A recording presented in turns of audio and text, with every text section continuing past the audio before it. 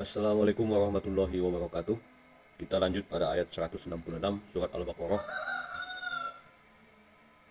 Kalau di ayat 165, di antara manusia ada orang-orang yang menyembah Tuhan selain Allah sebagai tandingan yang mereka cintai seperti mencintai Allah. Oleh karena itu, di ayat 166, yaitu ketika orang-orang yang diikuti berlepas tangan dari orang-orang yang mengikuti dan mereka melihat ajab, dan ketika segala hubungan antara mereka telah terputus. Orang-orang yang menyembah selain Allah akan diikuti oleh orang-orang yang tidak mengetahui. Nah, inilah yang dimaksud ayat 166. Mereka kelak yang diikuti akan berlepas tangan dari orang-orang yang mengikuti, dan mereka melihat ajab ketika hubungan mereka terputus. Ayat 167, dan orang-orang yang mengikuti berkata, sekiranya kami mendapat kesempatan kembali ke dunia, tentu kami akan berlepas tangan dari mereka, sebagaimana mereka berlepas tangan dari kami. Demikianlah Allah memperlihatkan kepada mereka perbuatan mereka yang menjadi penyesalan mereka, dan mereka tidak akan keluar dari api neraka. Mereka akan kekal dari neraka setelah menyesal mengikuti orang-orang yang telah menyesatkan mereka. Ayat 168, wahai manusia, makanlah dari makanan yang halal dan baik yang terdapat di bumi, dan janganlah kamu mengikuti langkah-langkah setan. Sungguh setan itu musuh yang nyata bagimu. Yang dimaksud di sini setan adalah langkah-langkah yang jauh dari kebenaran, ataupun langkah-langkah yang jauh dari rahmat Allah.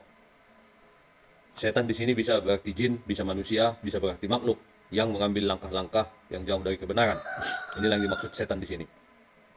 169, sesungguhnya setan itu hanya menyuruh kamu agar berbuat jahat dan keji, dan mengatakan apa yang tidak kamu ketahui tentang Allah.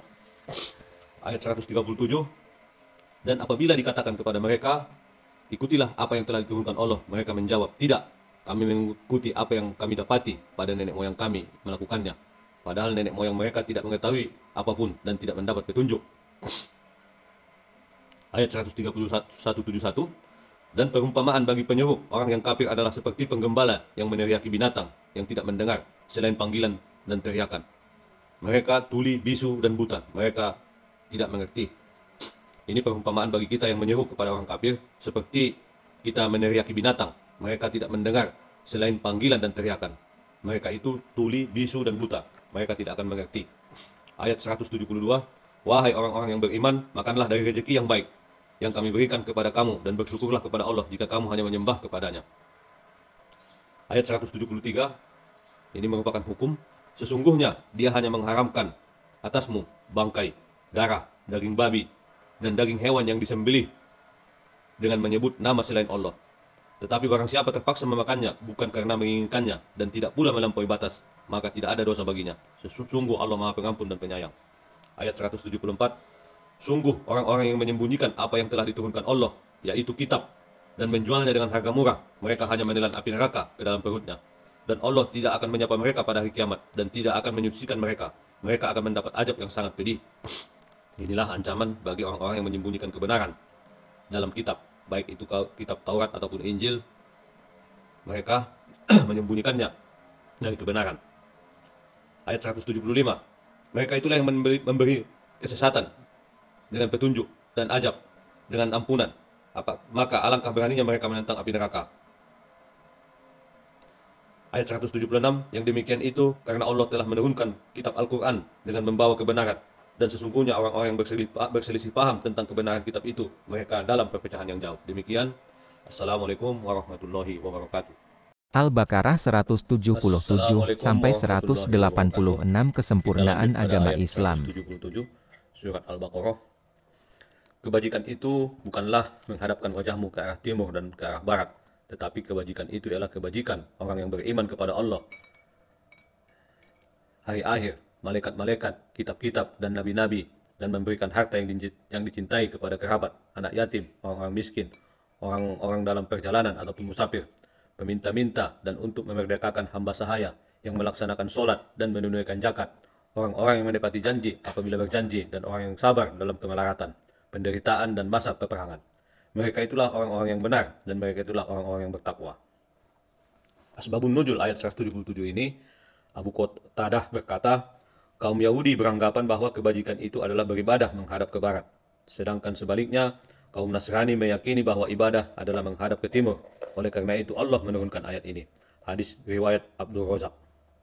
dalam ayat 177 ini disebutkan bahwa kebajikan itu ialah kebajikan orang yang beriman kepada Allah, hari akhir, malaikat-malaikat, kitab-kitab, dan nabi-nabi. Ini adalah bentuk hukum iman.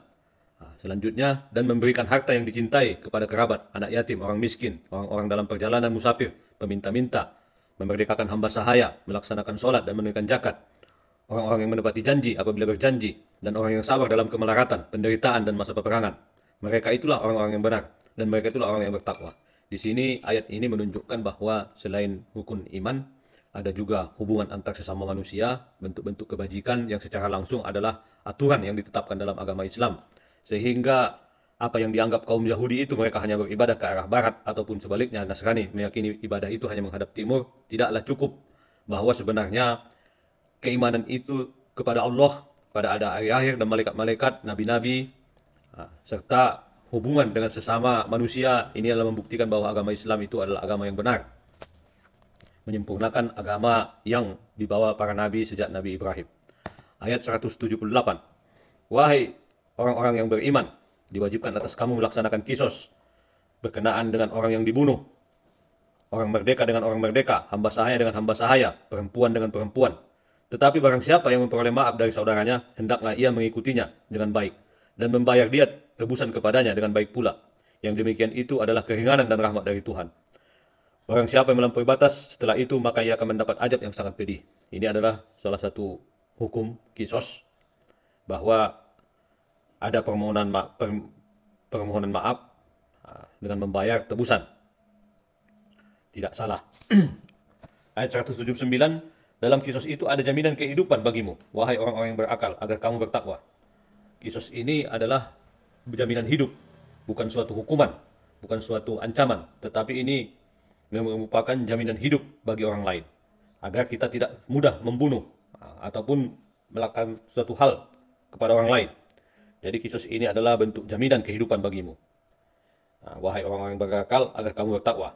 Ayat 180, diwajibkan atas kamu apabila maut hendak menjemput seseorang di antara kamu, jika dia meninggalkan harta, berwasiat untuk kedua orang tua, karib kerabat dengan cara yang baik, sebagai kewajiban bagi orang-orang yang bertakwa.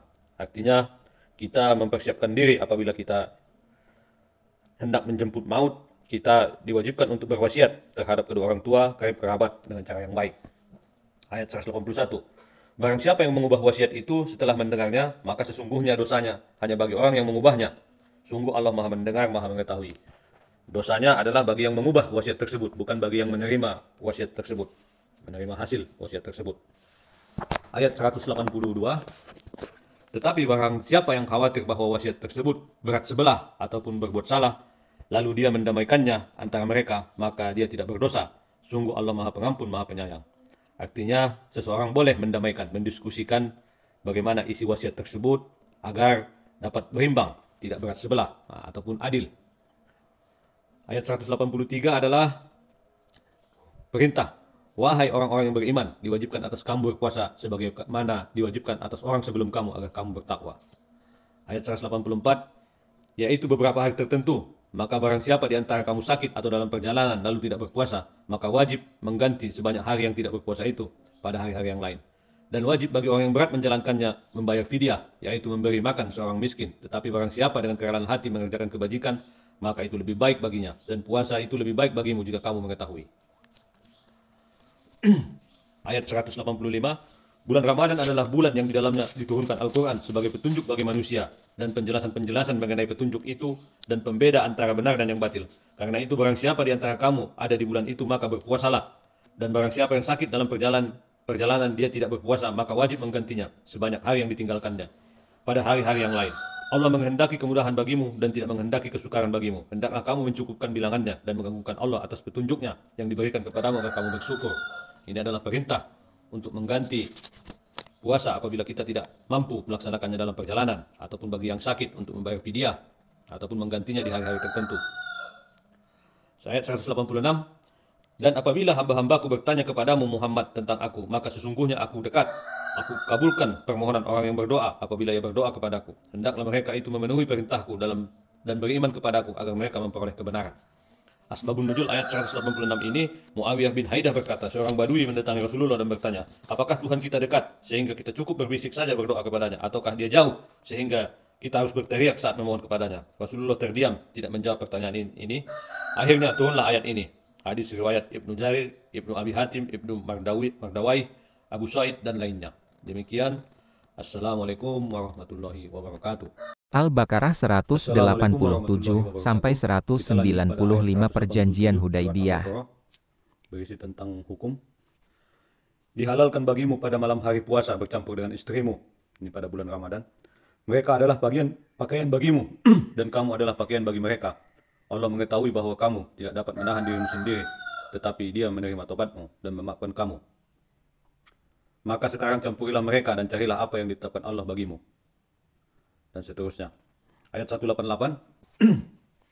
Dan janganlah kamu makan harta di antara kamu dengan jalan yang batil, dan janganlah kamu menyuap dengan harta itu kepada para hakim, dengan maksud agar kamu dapat memakan sebagian harta orang lain dengan jalan dosa, padahal kamu mengetahui. Ini adalah hukum untuk tidak menyogok hakim dalam persengketaan. Ayat 189. Mereka bertanya kepadamu Muhammad tentang bulan sabit, katakanlah itu adalah penunjuk bagi manusia dan ibadah haji. Dan bukanlah suatu kebajikan memasuki rumah dari atasnya, tetapi kebajikan adalah kebajikan orang yang bertakwa. Masukilah rumah dari pintu-pintunya dan bertakwalah kepada Allah agar kamu beruntung. Bulan sabit di awal Dzulhijjah menandakan kita sudah memasuki bulan haji, dan tepat 9 Dzulhijjah Anda melaksanakan wukuf di Arafah untuk melaksanakan ibadah haji. Kemudian kebiasaan orang dahulu setelah melaksanakan haji, mereka masuk dari pintu belakang rumah, bukan dari pintu depan rumah. Ini adalah kebiasaan. Oleh karena itu datang ayat ini untuk memerintahkan tidak ada masalah masuk dari pintu depan. Ayat 190. Dan perangilah di jalan Allah orang-orang yang memerangi kamu, tetapi jangan melampaui batas. Sungguh Allah tidak menyukai orang-orang yang melampaui batas. Ayat 190 ini sampai 3 adalah ayat tentang perjanjian Hudaibiyah. Kemudian ayat 191. Dan bunuhlah mereka di mana kamu temui mereka, dan usirlah mereka dari mana mereka telah mengusir kamu. Dan fitnah itu lebih kejam daripada pembunuhan. Dan janganlah kamu perangi mereka di Masjidil Haram, kecuali jika mereka memerangi kamu di tempat itu. Jika mereka memerangi kamu, maka perangilah mereka. Demikianlah balasan bagi orang kafir. Ayat 192. Tetapi jika mereka berhenti, maka sungguh Allah Maha Pengampun, Maha Penyayang. Ayat 193. Dan perangilah mereka sampai tidak ada lagi fitnah, dan agama hanya bagi Allah semata. Jika mereka berhenti, maka tidak ada lagi permusuhan kecuali terhadap orang-orang yang zalim. Asbabun nuzul ayat 190 sampai 193 adalah, Ibnu Abbas berkata, keempat ayat ini diturunkan Allah terkait dengan perjanjian Hudaibiyah. Saat itu Rasulullah dihalang-halangi agar tidak sampai ke Ka'bah. Kaum musyrik membuat perjanjian agar Rasul bersama para sahabat kembali tahun depan. Pada tahun berikutnya, Rasulullah bersama para sahabat mempersiapkan diri untuk mendirikan ibadah umrah. Namun mereka khawatir kaum Quraisy tidak menepati janji dan kembali menghalang-halangi mereka. Padahal para sahabat enggan berperang pada bulan-bulan haram. Ayat 194.